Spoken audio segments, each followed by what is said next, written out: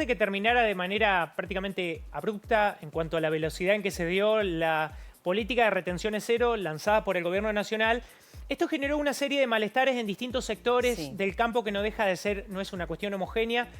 Cada una de las entidades muchas veces representa distintos sectores específicos dentro del campo y cada uno intentó hacer pesar y expresar el malestar que generó, porque ellos lo que advierten es que la medida benefició a un puñado de grandes empresas, en su mayoría multinacionales, que pudieron aprovechar un valor mucho más alto de lo que vendían, sobre todo de la soja, porque no pagaban las retenciones, mientras que la mayoría de los productores, dicen las entidades, no pudieron aprovechar del todo esta ventana, este periodo tan coyuntural que estableció el gobierno.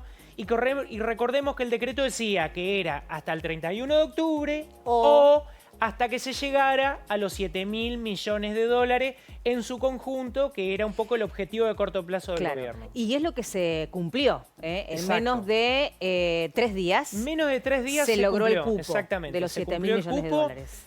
Fueron aproximadamente 12 empresas, insisto, en su mayoría multinacionales, que operan rápidamente en el mercado exportador de la Argentina, que tienen grandes capacidades de acopio y que durante no solo este año, sino a lo largo de la historia argentina, siempre se aprovechan de comprar de manera anticipada, guardan y cuando necesitan y encuentran un momento oportuno, terminan vendiendo. Se supo que hubo una demanda muy importante de China, que aprovechó justamente esta situación coyuntural del país para demandar de manera rápida estos granos.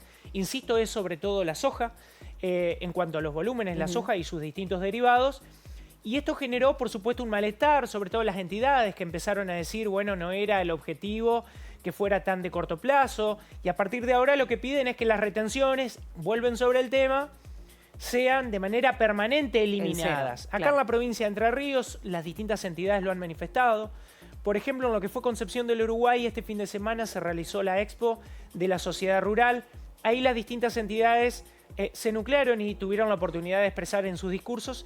Hicieron un pedido muy particular. Le pidieron directamente al gobernador Rogelio Frigerio, con quien uno puede entender que hay buenas relaciones por parte de las entidades del campo, y le pidieron que él nuevamente encabece las gestiones ante el gobierno nacional para que pidan la eliminación de las retenciones.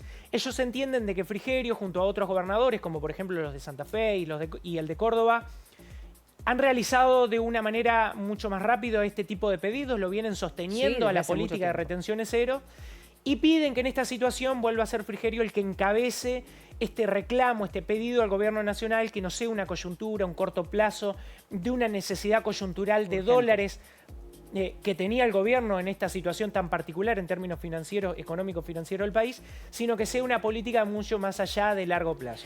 Te pregunto, en un contexto electoral a nivel nacional como el que estamos viviendo, pregunto esto porque todos tildaron esta medida de ser electoralista. Sí. Bueno, ¿qué lectura se hace desde el campo?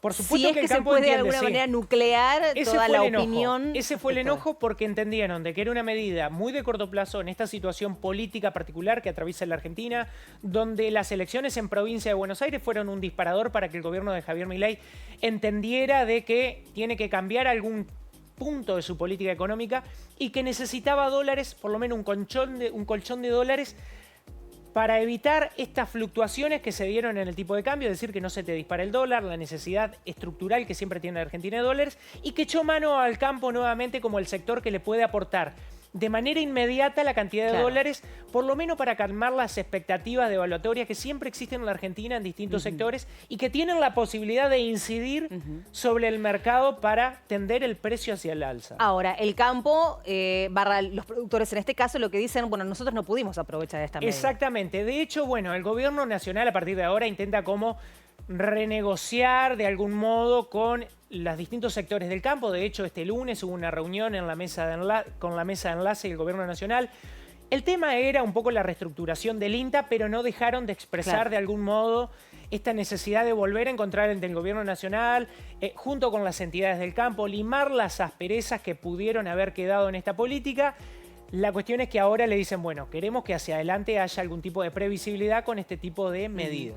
¿Y hay algo en vista que pueda de alguna manera favorecer a estos productores que en principio y según ellos quedaron afuera de esta medida del gobierno nacional? No hay nada concreto, pero hubo hoy unas declaraciones del presidente Javier Milei que en el marco del debate por la reforma tributaria, dentro de este contexto político volvieron las famosas debates sobre la reforma. Sí, Reforma siempre. laboral es un tema y el otro tema es la reforma tributaria.